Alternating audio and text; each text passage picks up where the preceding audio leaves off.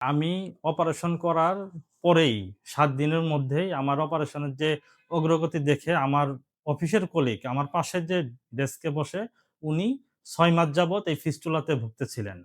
তো আমার অপারেশন দেখে উনি আগ্রহ প্রকাশ করে এবং আমি বললাম যে, "আপনি ডক্টর ইরফান স্যারের কাছে যান। ইনশাআল্লাহ আপনি ভালো হবেন।" এবং কি উনি আমার আগেই ভালো হয়ে গেছেন আলহামদুলিল্লাহ। যে উনি আমার ৭-৮ দিন পরে অপারেশন করার পরও আমার আগেই ভালো হয়ে গেছেন। একটা ম্যাজিকের মতো ব্যাপার। জি, আসসালামু আলাইকুম। আমি মোহাম্মদ আনিসুজ্জামান লিখন।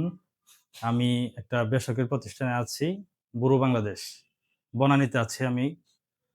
তো আমি আমার প্রতিষ্ঠানে ১০ বছর যাবৎ আছি। তো গত ৩ মাস আগে থেকে আমার একটি প্রবলেম হলো যে বাথরুমের মলদ্বারের পাশে একটা ফোড়া হয়।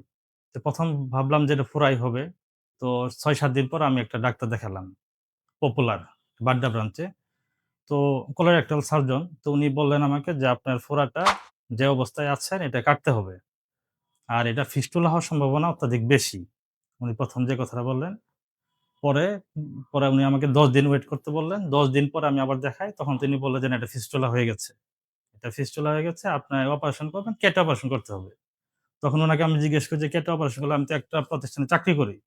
ছুটির ব্যাপারে কি?" তো উনি বললেন যে, "১.৫ মাস আপনাকে রেস্টে থাকতে হবে।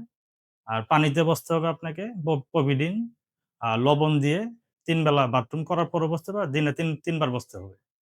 তো এই অপারেশনের কথা শুনে আমার মানে ভয় লাগে যে এতদিন তারপরে অপারেশন তো একটা কাটাছেঁড়া একটা অনেক কষ্টের বিষয়। পরে আমি এইরকম নিয়ে নেটে সার্চ দিতে শুরু করলাম যে ফিস্টুলা আসলে কিরকম? ফিস্টুলার কি প্রকারভেদ? এগুলা দেখতে, দেখতে আমি ইরফান স্যার উনার আমি একটা ভিডিও পাই। তো একটা ভিডিও পাওয়ার পরে মাঝে, মাঝে আবার ভিডিও আসতে শুরু করে।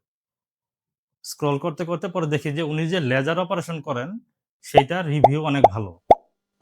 প্রায় শতভাগ অনেক জায়গায় আমি দেখেছি।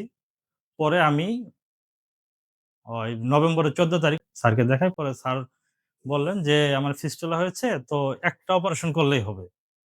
একবারই অপারেশন করতে হবে।" ইরফান স্যারকে যখন ফিস্টুলার জন্য দেখাই, তখন তিনি আরো পরীক্ষা-নিরীক্ষা করে দেখতে পেলেন যে আমার পাইলসের সমস্যাও আছে এবং বাথরুমের বাথরুম করতে যে কষ্ট হয় সেই সমস্যাটাও।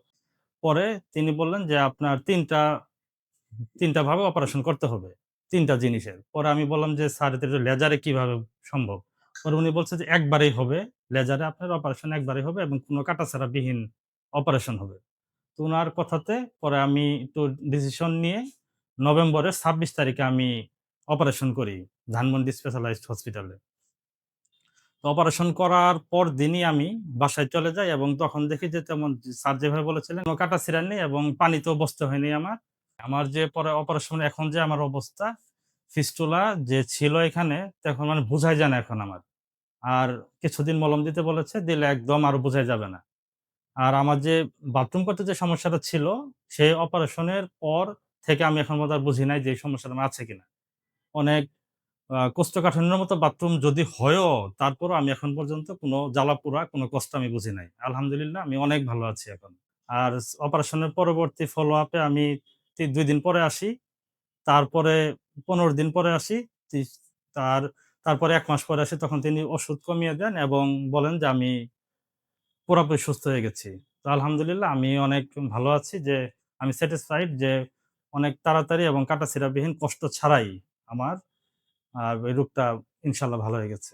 আমি ধন্যবাদ জানাই যে বাংলাদেশে এরকম একটা লেজার এর মাধ্যমে অপারেশন হয়, সেটা আমরা অনেকে জানি না। যারা নেটে সার্চ করছি অথবা কারো মাধ্যমে জানতে পেরেছি, সেইভাবে আমরা এখানে এসেছি। তো বাংলাদেশে যে একটা ভালো চিকিৎসা হয়, এর জন্য ডক্টর ইরফান স্যারকে ধন্যবাদ যে তিনি লেজারের চিকিৎসা করেন। আমি স্যারকে অনেক ধন্যবাদ জানাই এবং তার দীর্ঘায়ু কামনা করি।